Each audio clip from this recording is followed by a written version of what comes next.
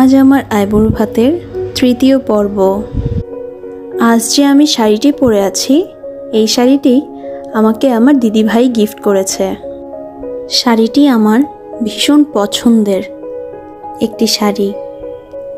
আমার শাড়ি পরতে খুবই ভালো লাগে, তাই আমি শাড়ি পরেই চলে গেলাম আইবুড়ো ভাত খেতে। আমি যে জুয়েলারিগুলো পরে আছি সবগুলোই আমার মামুনির। আইবুড়ো ভাতের আয়োজনে ছিল আমার ছোট মামি আর ছোট মামা। ছোট মামি আমার জন্য অনেক কিছু আয়োজন করেছে।